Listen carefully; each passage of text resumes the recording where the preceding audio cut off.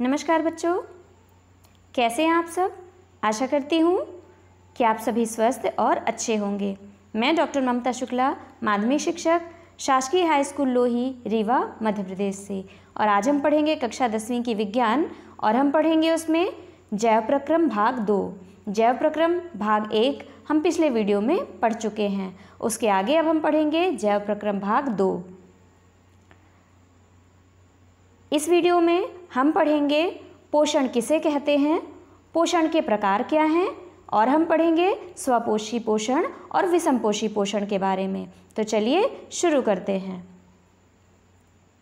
सबसे पहले हम एक बार परिभाषा को रिवाइज कर लेते हैं कि जैव प्रक्रम होता क्या है। वे सभी प्रक्रम या प्रोसेस जो सम्मिलित रूप से अनुरक्षण यानी कि मेंटेनेंस का कार्य करते हैं, वे सभी प्रक्रम जैव प्रक्रम कहलाते हैं। पिछले वीडियो में हमने पढ़ा था कि जैव प्रक्रम 4 प्रकार के होते हैं: पोषण, श्वसन, वहन और उत्सर्जन। तो इस वीडियो में अब हम पढ़ेंगे पोषण के बारे में। तो ये हैं 4 प्रकार के जैव प्रक्रम: पोषण, श्वसन, वहन और उत्सर्जन। इस वीडियो में अब हम आगे पढ़ेंगे डिटेल में पोषण के बारे में। पोषण क्या होता है? जीवों में भोजन ग्रहण करने तथा इसका उपयोग कर ऊर्जा प्राप्त करने की जो प्रक्रिया है वह पोषण कहलाती है। सभी जीवों को ऊर्जा की आवश्यकता होती है जिसे वे भोजन से प्राप्त करते हैं, परंतु सजीवों में ऊर्जा प्राप्त करने के तरीके भिन्न भिन्न होते हैं, और इन तरीकों के आधार पर ये जो पोषण होता है 2 प्रकार से होता है। तो जीवों के द्वारा भोजन ग्रहण करने के लिए आवश्यक ऊर्जा प्राप्ति के तरीकों में भिन्नता के आधार पर पोषण को 2 भागों में बांटा जा सकता है। पहला होता है स्वपोषी पोषण और दूसरा होता है विषमपोषी पोषण।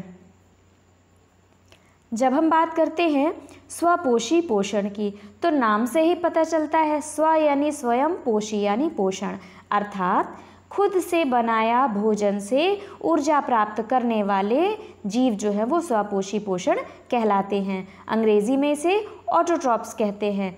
तो स्वयं के द्वारा बनाए गए भोजन से पोषण प्राप्त करना ही स्वपोषी पोषण कहलाता है। स्वपोषी पोषण के बारे में थोड़ा सा और डिटेल में पढ़ते हैं। सभी हरे पेड़ पौधे तथा कुछ अन्य जीव जो खुद से भोजन बनाकर पोषण प्राप्त करते हैं वह स्वपोषी पोषण कहलाते हैं। स्वपोषी पोषण की प्रक्रिया में स्वपोषी बाहर से कार्बन डाइऑक्साइड तथा जल लेते हैं। इस कार्बन डाइऑक्साइड तथा जल को प्रकाश तथा क्लोरोफिल की उपस्थिति में कार्बोहाइड्रेट जो कि ऊर्जा प्रदान करता है इसके रूप में परिवर्तित कर संचित कर लेते हैं। तो बच्चों, क्या आपने फोटोसिंथेसिस या प्रकाश संश्लेषण के बारे में सुना है या पिछली कक्षा में पढ़ा है? नहीं याद आ रहा है? तो चलिए हम थोड़ा डिटेल में इसे पढ़ते हैं कि प्रकाश संश्लेषण क्या होता है। प्रकाश संश्लेषण का शाब्दिक अर्थ मुख्य रूप से 2 शब्दों से मिलकर के बना हुआ होता है।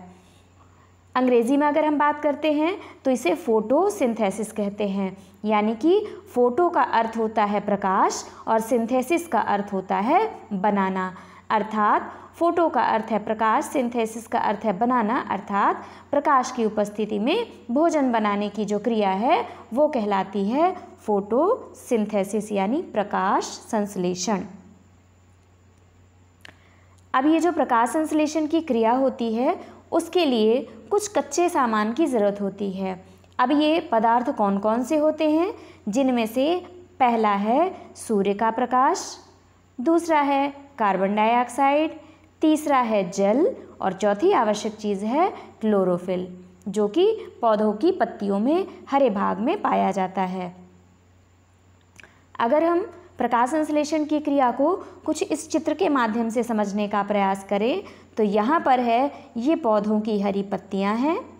यहाँ से मिलती है हमें सौर ऊर्जा सूर्य के प्रकाश के रूप में, वायुमंडल से कार्बन डाइऑक्साइड मिलती है, और ये सभी चीज़ें ज़मीन से, यहाँ पे हम देख रहे हैं जल भूमि से अवशोषित होता है। तो 4 चीज़ें हो गई, ये हो गया भूमि से जल, कार्बन डाइऑक्साइड, सूर्य का प्रकाश और पत्तियों का हरा रंग जिसमें क्लोरोफिल उपस्थित होता है।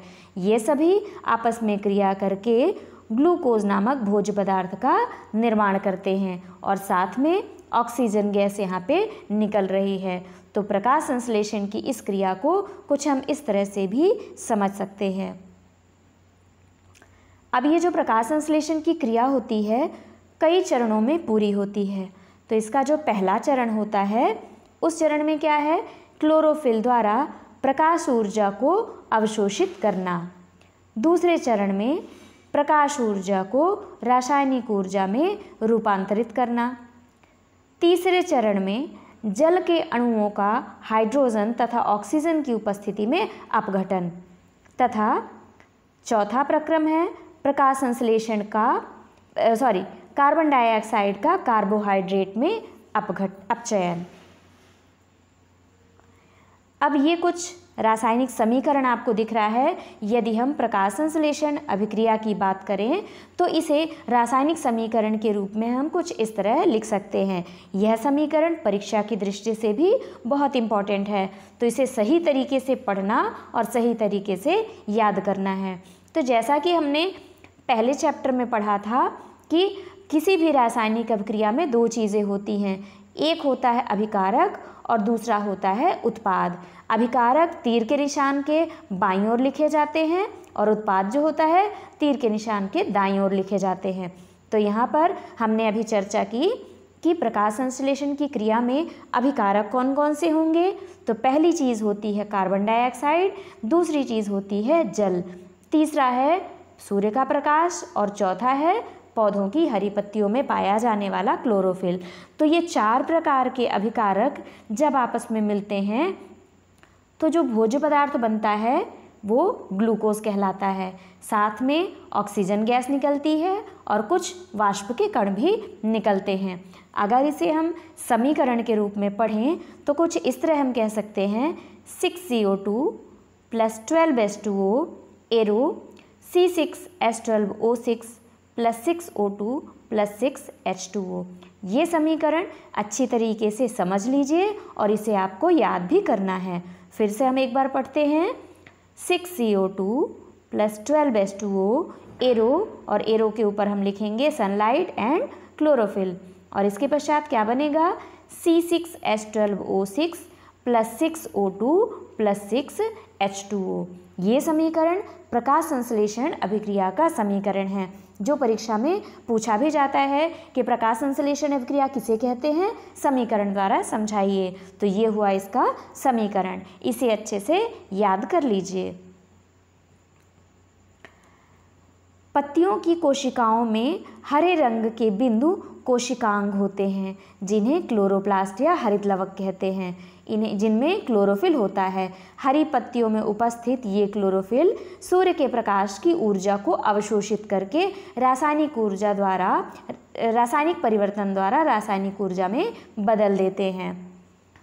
और ये तो थी हरित लवक की बात, जो कि पत्तियों में पाए जाते हैं। पेड़ तथा पौधे जड़ से जमीन से जल ग्रहण करते हैं तथा क्लोरोफिल द्वारा सूर्य की प्रकाश से प्राप्त ऊर्जा इस जल को हाइड्रोजन तथा ऑक्सीजन के अणुओं में विखंडित कर देती है। अब बारी आती है कि जो प्रकाश संश्लेषण की क्रिया है, उस प्रकाश संश्लेषण की क्रिया में जो गैसों की आवश्यकता होती है, यानी कार्बन डाइऑक्साइड की आवश्यकता होती है, वह पौधों के अंदर किस प्रकार से प्रवेश करती है। तो इसके लिए क्या होता है, पौधों की पत्तियों में कुछ विशिष्ट प्रकार की रचनाएं पाई जाती हैं, जिनको हम रंध्र या स्टोमेटा कहते हैं। क्या आपने इनके बारे में पहले सुना है? हम इसके बारे में आगे समझते हैं। पत्तियों की सतह पर सूक्ष्म छिद्र होते हैं, जिन्हें रंध्र या स्टोमेटल पोर कहा जाता है। इन रंध्र छिद्रों के द्वारा पत्तियां हवा से कार्बन डाइऑक्साइड अवशोषित करती हैं। पत्तियों में गैस का आदान प्रदान इन्हीं रंध्र छिद्रों के द्वारा होता है। पेड़ पौधों में गैसों का आदान प्रदान इन रंध्र छिद्रों के अलावा तने, जड़ एवं पत्तियों की सतह से भी होता है। तो इसका एक प्रैक्टिकल भी है आपकी पुस्तक में, पाठ्यपुस्तक में, कि स्टोमेटा की जो झिल्ली की स्लाइड बनाना। तो अभी हम बात करते हैं स्टोमेटा का कार्य क्या होता है। पेड़ पौधों के इन रंध्र छिद्रों यानी स्टोमेटल पोर से पर्याप्त मात्रा में जल की हानि भी होती है।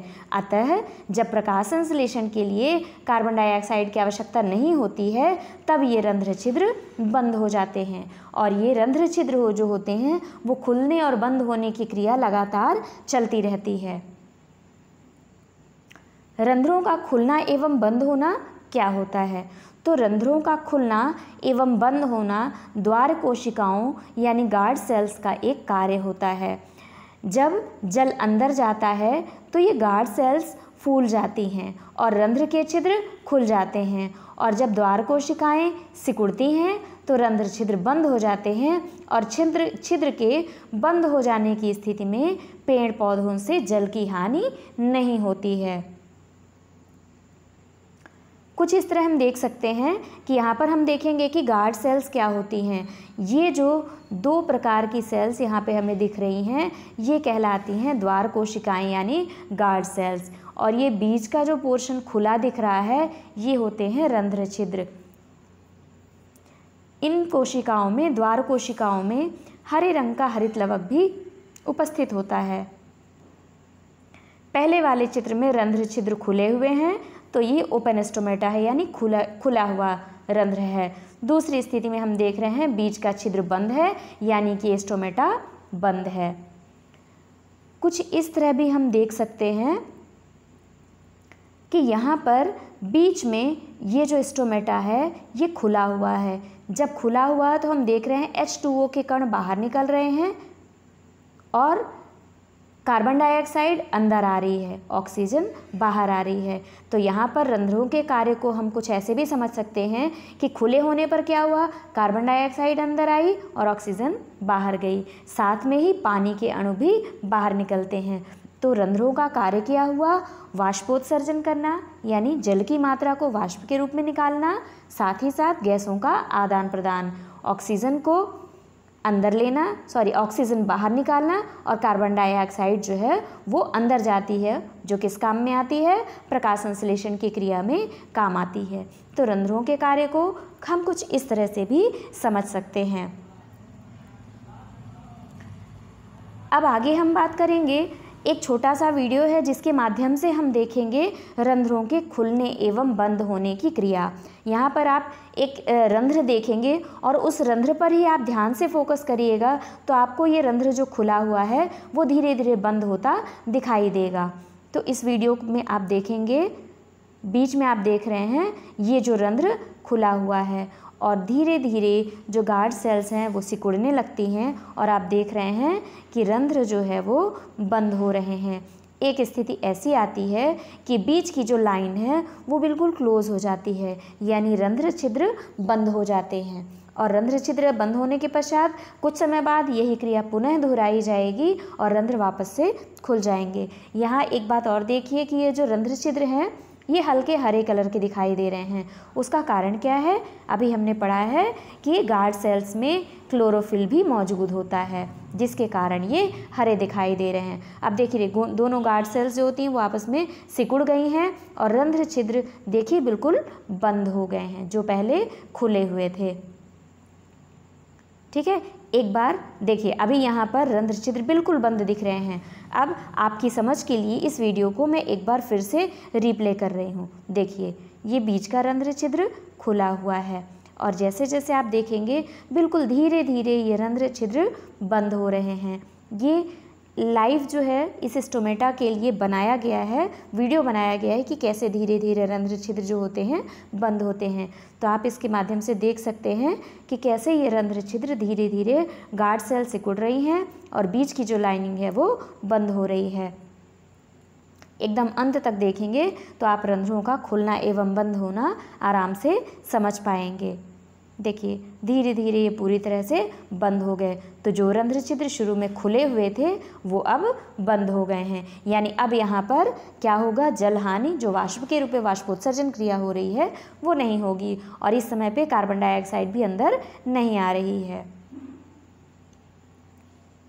तो ये था वीडियो। अब आगे बढ़ते हैं।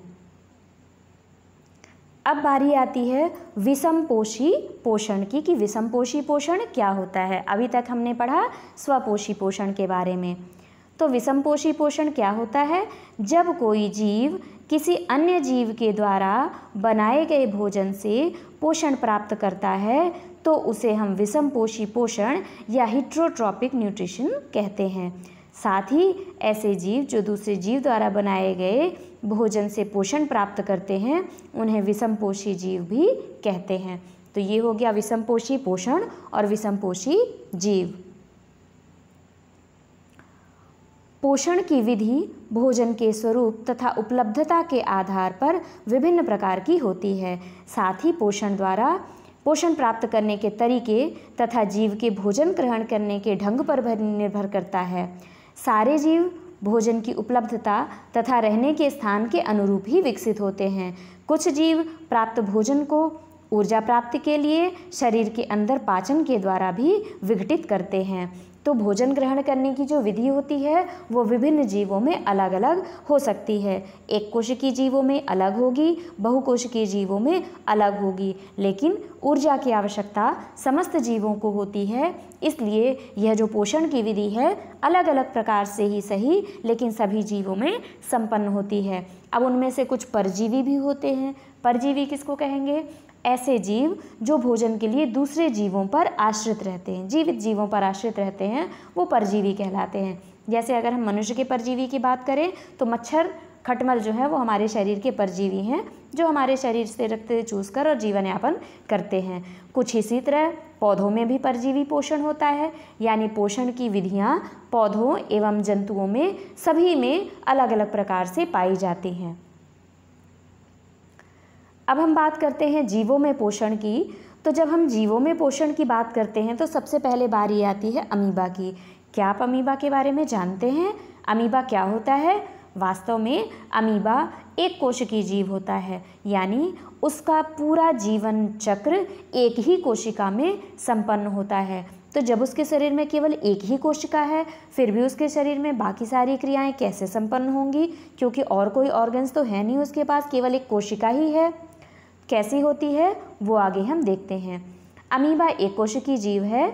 अमीबा के कोशिकीय सतह पर उंगली जैसे अस्थायी प्रभार पाए जाते हैं। इन अस्थायी प्रभारों को या टेम्परेरी फिंगर लाइक एक्सटेंशंस के द्वारा ये भोजन ग्रहण करते हैं और ये जो उंगली जैसे प्रवर्ध होते हैं ये कहलाते हैं कूटपाद या स्यूडोपोडिया, जो कि ये गंदे पानी में पाया जाता है और पानी के द्वारा ही ये अपना भोजन ग्रहण करता है, वहीं अपने उत्सर्जी पदार्थों को छोड़ देता है। तो कैसे ग्रहण करता है देखते हैं।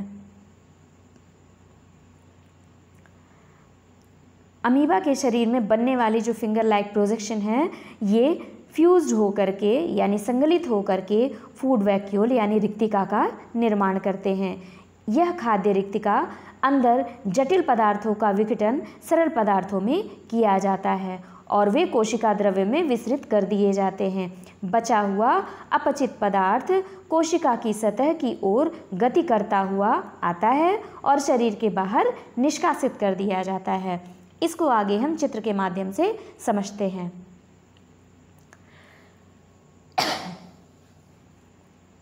ये कुछ अमीबा की संरचना है और यहाँ हम देख रहे हैं अमीबा के शरीर की एक विशेष बात होती है कि उसके शरीर का कोई निश्चित आकार नहीं होता है, वो अपने शरीर के आकार जो है वो बदलता रहता है।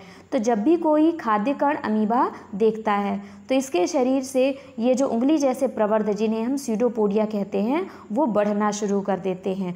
तो भोजन के कण को देख करके ये स्यूडोपोडिया इसे दोनों तरफ से घेरने लगते हैं और आखिरी में क्या होगा कि यह खाद्य पदार्थ जो है वो उस पूरी तरह से इसको घेर लेंगे और इसके शरीर के अंदर ही एक रिक्तिका का निर्माण हो जाता है। अब इस रिक्तिका का अमीबा के शरीर के अंदर पाचन होगा, पाचन के बाद अवशोषण होगा।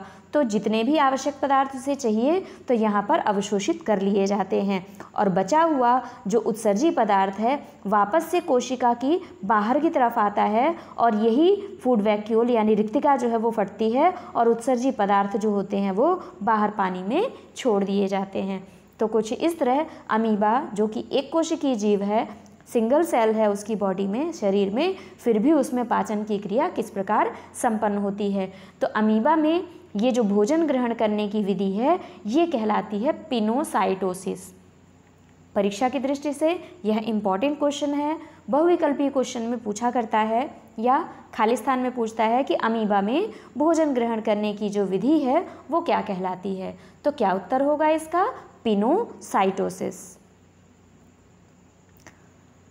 अब परीक्षा की दृष्टि से एक और इम्पॉर्टेंट क्वेश्चन बनता है स्वपोषी और विषमपोषी में अंतर।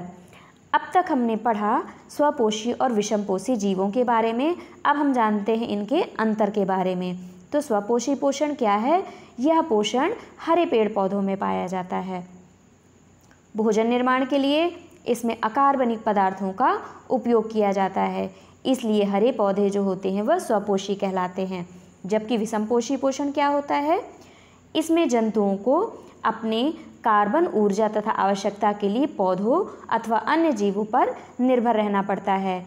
उदाहरण शाकाहारी, मांसाहारी, मृतोपजीवी, ये सभी क्या कहलाएंगे? विषमपोषी पोषण। समपोषी पोषण यानी स्वयंपोषी पोषण में क्या होगा? इसमें पोषण कार्बन डाइऑक्साइड, जल तथा क्लोरोफिल एवं सूर्य के प्रकाश द्वारा कार्बनिक पदार्थ कार्बोहाइड्रेट का निर्माण करते हैं। यह प्रक्रिया प्रकाश संश्लेषण कहलाती है। या हम इसको शॉर्ट में ये भी कह सकते हैं कि स्वपोषी जीवों में प्रकाश संश्लेषण की क्रिया संपन्न होती है, विषमपोषी जीवों में प्रकाश संश्लेषण की क्रिया नहीं होती। अब स्वपोषी जीवों के उदाहरण कौन हैं? हरे पेड़ पौधे तथा साइनोबैक्टीरिया यानी नीले हरे शैवाल, ये स्वपोषी के उदाहरण हैं। और विषमपोषी के उदाहरण कौन हैं? यह पोषण प्रायः जंतुओं, मानव, परजीवी तथा कवक इत्यादि में पाया जाता है। तो इस वीडियो में अब तक हमने सीखा, क्या सीखा?